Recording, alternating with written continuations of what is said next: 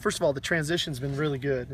Really credit to the Holiday Bowl and just, being very well organized for us, getting into the hotel. Obviously the practice site, real thankful to San Diego State for opening up their doors to us, and just a really good transition. That's always one of the concerns when you get to a bowl game, is just transitioning the players. I think the guys understand, came out focused and just kind of practiced the way we would if we were at home. So that part was really good.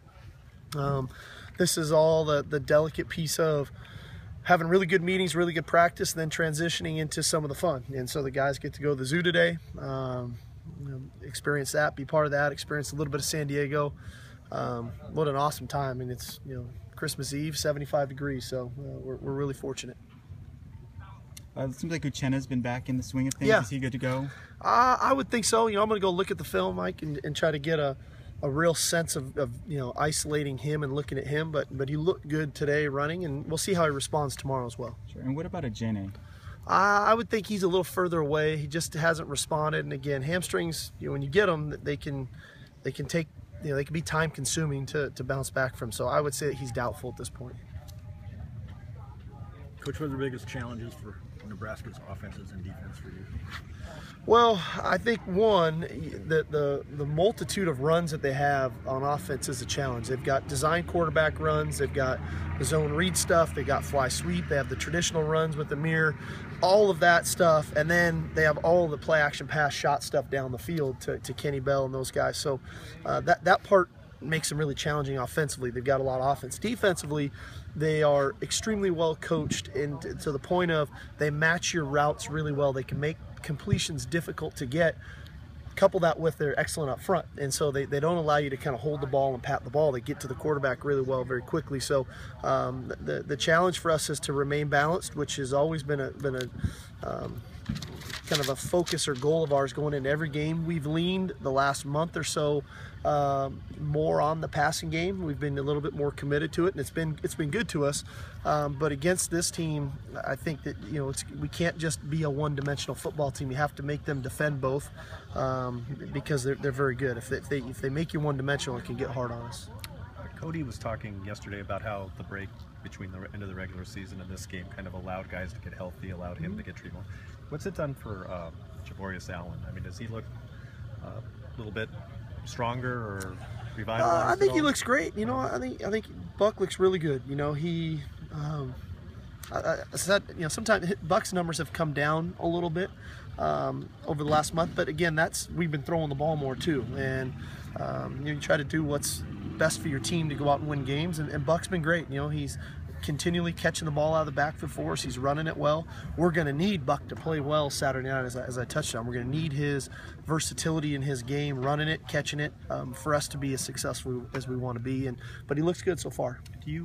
I know you talked with the draft eligible guys a few weeks ago to be like an advisor, but this could be the last game for some of those guys. Sure. Do you address them individually at all about how to handle this? And what would you say to them? Well, embrace this, enjoy this opportunity, and play this game. And you can't get caught up in what's down the road. And I think they've all done a really good job of that, even at practice. I mean, you wouldn't, whether Leonard or Buck or Cody or Nelson, these guys, they're all practicing like crazy, and that's awesome. That they can compartmentalize that in the sense that right now it's about this game, and it's about putting their best foot forward and being with their teammates, enjoying this experience, playing a great game Saturday night, and then now we can move on to the next step. And the initial meeting I had with them was, let's make sure we understand timing wise what's going on. We don't have to make a decision until January 15th. We're playing December 27th, so we have plenty of time, almost 3 weeks there, to make a really educated decision. Let's focus on the game right now.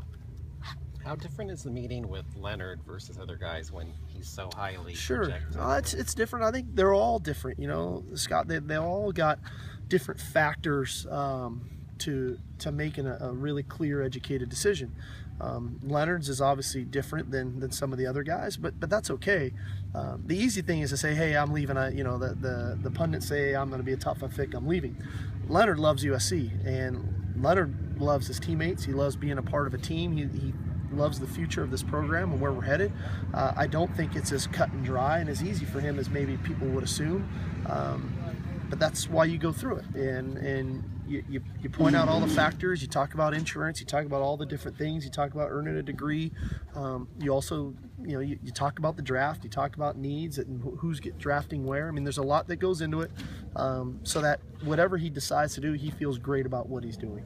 Talk about insurance. Has USC made any of those commitments? Like some schools have to, sure, go up with $60,000 or $75,000. Yes, yeah. We're obviously, Pat has been really supportive of that, and everything that we do. And I've been saying this all along, whether it's insurance, meals, educating our players, whatever we do, everything we do is in the best interest of our student athletes. And I think that's a real credit to USC and their willingness to support our student athletes on every front. And this is just another example of that. There was an incident a few bowl games ago with BYU. It's my alma mater. Wasn't very proud of them. Did you address that with your team, or do you? I address how we conduct ourselves every day, whether we're at home or at a bowl game. Obviously, you go to a bowl game, there's more interaction with the opposing team, with Nebraska. I've got a great deal of respect for their program, and everybody that's part of the program. I've had a chance to play them actually in the Holiday Bowl. So it's just about being humble. It's about being respectful and respecting the Holiday Bowl and all that they've provided us, and then respecting the game when it's time to play the game. Football is an emotional sport, and it only takes one guy, sometimes spark, to light up, to get others involved. So it's unfortunate when things like that occur, but we obviously don't condone it. Coach, what makes Leonard so good in your mind? Oh, he loves football. I mean, that guy loves football, and I know a lot of people love football. You couple with his love for the game with height, weight, speed, high football IQ.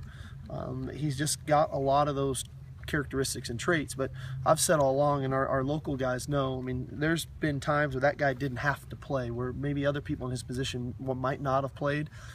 He had a poor ankle early in the year. He's had a shoulder that he's dealt with, but he comes to work every day. He practices his tail off, and he plays his tail off every snap, and it's a very unique quality for such a high profile player. You get the vibe that your guys really want to be here, and that's not always the case with a bowl game. In your experience, how much does that matter, that that they're interested and excited about playing? I think it's great. It's another opportunity to play football. We work really hard as coaches, as players. These guys work really, really hard, and the reward is they get to play another game. I mean, what an awesome opportunity to go out and play another game against a quality opponent in an unbelievable city. I mean, we're lucky, and I think our guys understand that, and they're trying to make the most of it. Do one more. Are you going to go to the zoo? I'm going to try. Favorite animal growing up? Oh, geez. Oh, man. I'm a lion guy. King of